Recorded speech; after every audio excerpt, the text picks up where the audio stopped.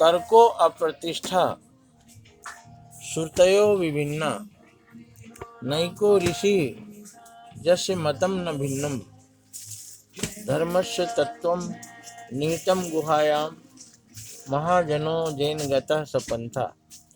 ये श्लोक हमें जीवन का रास्ता बताता है, हमको जीवन में किस रास्ते पर चलना है। तो इस विचार मंथन में लिखते हैं तर्को अप्रतिष्ठा, तर्क अप्रतिष्ठित है, एक दूसरे को काटते हैं। कोई तर्क देता है उसको दूसरा काट देता है, तो तर्क एक दूसरे को काटते हैं। ये तर्को अप्रतिष्ठा श्रुतयो विभिन्ना, ज्ञान की किताबें हजारों हैं, लाखों हैं, पढ़ते पढ़ते जीवन बीत जाएगा, कितना पढ़ेंगे। तर्को अप्रतिष्ठा श्रुतयो विभिन्ना न एको ऋषि जैसे मतम न भिन्नम, एक भी ऐसा ऋषि नहीं है जिसका विचार अलग ना हो।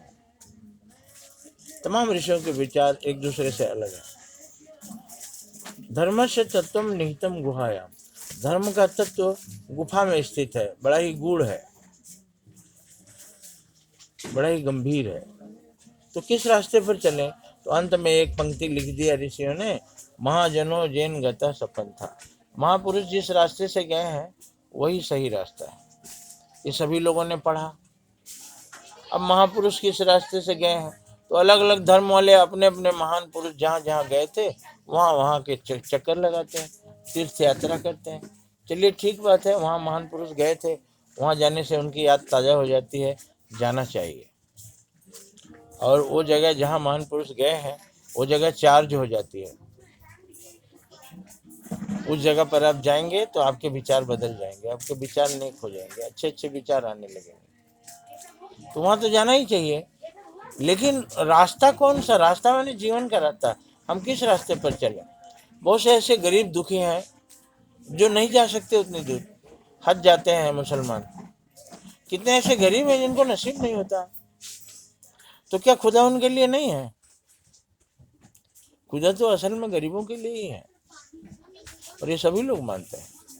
खुदा अगर मेहरबान है तो गरीबों पर मेहरबान है, अमीरों पर नहीं। अमीर तो उनको याद भी नहीं करते, बहुत कम अमीर उनको याद करते हैं। सुख में प्रायः भगवान याद नहीं आते, खुदा याद नहीं आते, दुख में याद आते हैं। तो वो लोग कैसे हज जाएं, वो लोग कैसे वो तमाम तीर्थों में जाएं, महापुरुषों के स्थानों पर कैसे जाएं? उनको तो मैसर नहीं है ना उतना धन कि वहाँ पहुँचे। खुदा उनके लिए नहीं है क्या? इसका मतलब बात कुछ और है जो लिखा ऋषियों ने, कि हमको उसी रास्ते पर जाना है जिस रास्ते से महापुरुष गए थे। अगर उन रास्तों पर सारे विश्व के लोग आ जाएं तो रास्ता चलने लग रह जाएगा। किसी पर्व त्योहार में रास्ता जाम हो जाता है, थोड़ी सी गाड़ियां आ जाएंगी, ट्रैफिक जाम हो जाता है। अगर सारे विश्व के लोग उन महापुरुषों के रास्तों पर चलने लगे तो चलने का जगह रह जाएगा। इसका मतलब बात कुछ और है, हमें समझना होगा। तो महापुरुष किस रास्ते से गए थे ये पता लगाना। महापुरुष मक्का से मदीना भी गए थे, महापुरुष चित्रकूट रामेश्वरम भी गए थे, महान पुरुष का जन्म अयोध्या में भी हुआ था, मथुरा काशी में भी हुआ था। कितने जगहों पर जाएंगे? फिर हमने उससे सीखा क्या? कौन सा रास्ता हमारे जीवन का? तो आप ध्यान से देखिए, महापुरुष हमेशा सेवा के रास्ते पर चले, लोगों का सेवा किया, सत्य के मार्ग पर चले, परोपकार के मार्ग पर चले। वही हमारा रास्ता होना चाहिए। अपने लिए हम नहीं जीते, हम दूसरों के लिए जीते हैं। महापुरुष हमेशा दूसरों के लिए जिए। और कहा भी गया है, नदियां अपना पानी खुद नहीं पीती, पेड़ अपना फल खुद नहीं खाते। तो इस तरह से महान पुरुषों का जीवन वो दूसरों के लिए होता है, और जो दूसरों के लिए जीता है वही तो महान पुरुष है। अपने लिए जो जिया वो तो स्वार्थी है। तो महापुरुषों का रास्ता ये नहीं है कि हम मक्का से मदीना जाएं, अयोध्या काशी मथुरा घूम के आवें, हरिद्वार घूम के आवें, कैलाश मानसरोवर घूम के आवें। तो ये महापुरुष सारे लोग कैसे जाएंगे मानसरोवर? कितने लाचार हैं, लंगड़े लूले हैं, वो लोग कैसे जाएंगे मानसरोवर?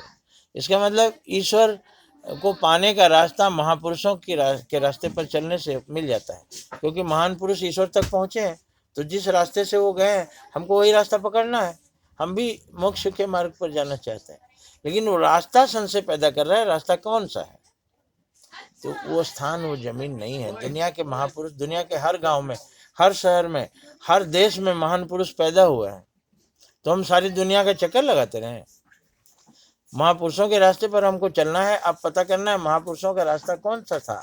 महापुरुषों का रास्ता सच्चाई, ईमानदारी, परोपकार, दयालुता, अहिंसा का रास्ता था, सेवा का रास्ता था। असली रास्ता ये है, हम भटक रहे हैं कहाँ कहाँ। जो दूसरों के लिए जीता है वही महान पुरुष है। तो महान पुरुषों का रास्ता यही है कि उन्होंने सारा जीवन दूसरे के लिए जिया, अपने बारे में सोचा ही नहीं। नदी कभी सोचती है कि मैं पानी क्या पीऊंगा, दूसरे लोगों को पिला दूंगा? तो पिलाती है। और जो धर्मो रक्षति रक्षिता, जो दूसरों की रक्षा करता है उसकी रक्षा ऊपर वाला करता है। पेड़ अपना फल नहीं खाते, दूसरों को खिला देते हैं। उसी तरह से महान पुरुषों का रास्ता यही है कि हम अपने लिए जो दूसरों के लिए जीता है, दूसरों के काम आता है। और भगवान ने जब हमें भेजा तो वहीं सिखा के भेजा, जा बेटा दुनिया में बहुत से दुखी हैं, उनका दुख लेना और सुख देना। हम यहाँ आकर भूल गए, लोगों का सुख छीनने लगे, दुख देने लगे। तो हमारे लिए मोक्ष का रास्ता नहीं, नर्क का रास्ता प्रशस्त हो गया। कोई कहते हैं कि भगवान ने वहां से भेजा तो हमारे कंधे पर एक गमछा में 2 गट्ठर लटका दिया। कहा बेटा एक में तुम्हारी बुराइयां हैं और एक में पड़ोसी की। पड़ोसी वाला पीछे रखना, अपना वाला आगे रखना। अपनी बुराइयां देखना, दूसरों की मत देखना। पर हम आकर के उसको उल्टा कर दिए, पड़ोसी की बुराई आगे, अपनी बुराई पीछे। अपना बुराई देखते नहीं, दूसरों को देखते हैं, दूसरों के बारे में दुनिया भर की निंदा करते हैं। निंदा करना महापाप है। निंदा करना महापाप है, मतलब ये अंधविश्वास हो गया। निंदा करना पाप क्या है? निंदा करने से बहुत मजा आता है। कभी किसी महान पुरुष ने कहा था सबसे मीठी चुगली होती है। चुगली सुनो, चुगली करो, इससे मन खुश रहता है। ये पापियों का मन इससे खुश रहता है। लेकिन ये भी अंधविश्वास में आता है। सच्चाई क्या है इसकी? फिलॉसफी क्या है? दर्शन क्या है? जब आप दूसरों की निंदा करेंगे कभी ना कभी उनके कान में वो बात पहुंचेगी और वो आपका शत्रु बन जाएंगे। और शत्रु पैदा करना क्या बुद्धिमानी है? तिनका हूँ कबहू न निंदिए जे पायन तर हो।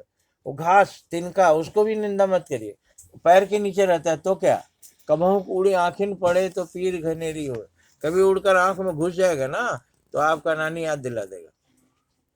शत्रु किसी को नहीं बनाना। सारा विश्व ब्रह्मांड ईश्वरमय है और ईश्वर को हम शत्रु क्यों बनाए? हम किसी के बारे में जो सोचते हैं वो ऐसा है, वो ऐसा है, वो है कौन आखिर? वो परमात्मा के एक रूप है, परमात्मा उसके अंदर है। तो अगर हम उसकी निंदा करते हैं तो ईश्वर की निंदा कर रहे हैं। किसी भी जगह में हमको अच्छाई बुराई दोनों दिखाई देती है। अब हमको सिर्फ